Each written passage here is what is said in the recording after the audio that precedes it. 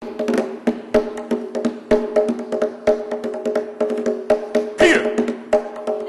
Peter! Peter! The dog who would not die. I'm talking about Peter! Peter! Peter! The dog who would not die. He got creamed by cars of all makes and models, and by pickups and ice cream trucks. We cried, Peter, watch out, and look where you're going, and why can't that damn dog duck? Because when he got out there to them wide open places, he just followed his nose where it led him. He'd follow it right across 5 o'clock traffic and was scraping up what's left of him in Dedham. But this is Peter. Peter! Peter! The dog who would not die. Now I'm going to need your help here. I'm going to need your help here tonight. Peter had a very distinctive bark. I would call it a bark. Everybody knows what a beagle sounds like. Pull up my pants here. Peter is a beagle. Beagle doesn't go bark. Beagle doesn't do one of those little lap dogs that go. Peter howls. Oh! So when you hear me say Peter, I need you to go woo! If you know what I mean. Let's try it out now. Something like this. Peter! Woo! Peter! Woo! Peter! Woo! The dog who would not die. I'm talking about Peter! Woo! Peter! Woo! Peter! The dog who would not die. His once lengthy tail got snared in barbed wire and old Doc Pyle had to cut. Then the stump got burned off by an acetylene torch, and now all he can wag is his butt. He got ailments that never was heard of in dogs, and he wheezed like a West End wino. He got fevers, infections, and splashes and rash. His entire left side turned albino. He slipped out the back door and he ate poison garbage at the old toothless hags next door. Well, they pumped out his stomach and he sent us the bill, and he was right back there for more. I'm talking about Peter. Peter. Peter. The dog who would not die. It sounded good now. Peter. Peter. Peter. The dog who would not die. But he always recovered. He rapidly healed. His recuperation uncanny. He bounced back from the bite of a rabid raccoon or from somebody's grill in his fanny. He once chased a squirrel up the old sycamore and got a big piece of its tail. But then the branch buckled and he crashed to the ground, and damned if he don't get himself impaled. He punctured an organ, he cracked several ribs, and blasmestified a lung. But he still found the time as he dragged himself home to roll in some large mammal's dung. Start a bath for Peter. Peter. Peter. The dog who would not die. Hold him down now, Peter. Peter. Peter. The dog who would not die. His file at Doc Pyle's was as high as his snout, at least 26 inches tall. They removed great big pieces of most of his organs and one of his gangrenous balls. He went under the knife for a brain operation, and they shaved his head clean as an egg. But then he fell off the table while they were stitching him up. They had to stay there and set his hind leg.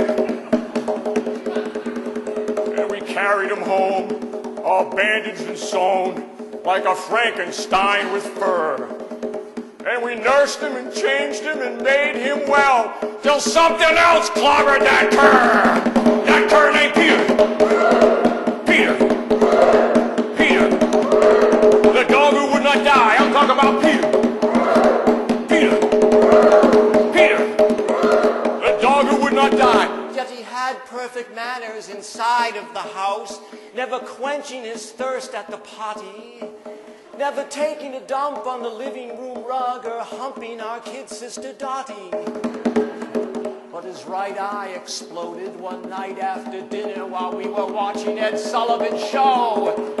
It oozed down the side of the couch like a sundae, and we threw it in Grandma's commode. The neighbors and passers-by stopped to take pity as he roamed through our backyard grass. They saw the skull cap, the stitches, the sutures, and the sutures that covered his ass. A confused man from Brockton got out of his car and stopped at our fence one day. I must be losing my mind, he said. I ran over that mutt back in May. That mutt named Peter. The dog who would not die. He disappeared altogether 2 summers ago and was missing for weeks upon end. So he staged a mock funeral in his doghouse out back and invited most all of his friends. With an urn full of chimney soot, we scattered his ashes, all done, of course, quite tongue-in-cheek. He inhaled a large mouthful as he appeared at the gate, and he coughed for the rest of the week. He cannot be killed. He cannot be killed. There ain't no killing that can hold him. He'll survive tire tracks on the side of his head or porcupine quills in his scrotum. We're talking about Peter. The dog who would not die. I reiterate, Peter. The dog who would not die. But,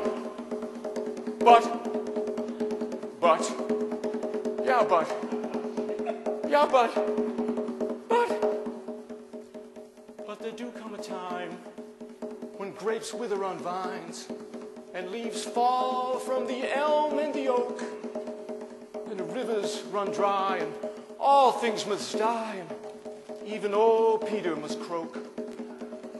He was found in a ditch behind an old house of one of our insurance man's clients. He was left on our porch in a box with a note that said something about modern science. But that box did not move from its place by the door, very much to our mother's dismay.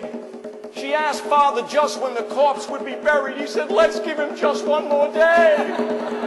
But we can't leave him out there. He'll stink to high heaven, and the neighbors will surely report us. I'm sorry, said Dad, but I'll not dig a hole till I'm certain I've seen rigor mortis, because we're talking about Peter. Peter, the dog who would not die. I'm pleading with you, Peter, the dog who would not die. And as he was spilled down into his grave, a day I thought never would happen, I swore as we started to shovel in dirt, I saw his one lung still a-flapping. Wait, I cried out, wait, and I jumped down in that hole.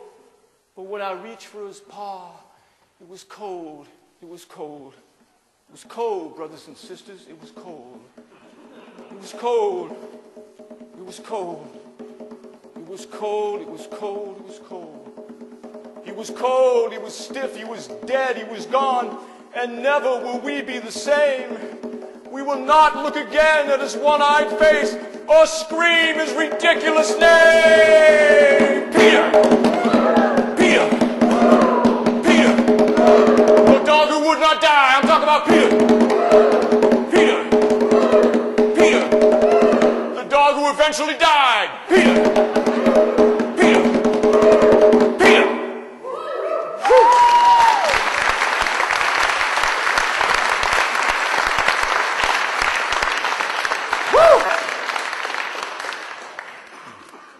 Surprised how that hurt your fingers. I was practicing a week or so ago, and I'm really getting into it. You know, I mean, this was nothing. I'm really getting into it. And I almost broke my finger, and I'm walking around. I got a week to go to the show, and my finger's broken. What am I going to do now? I almost hired a drummer.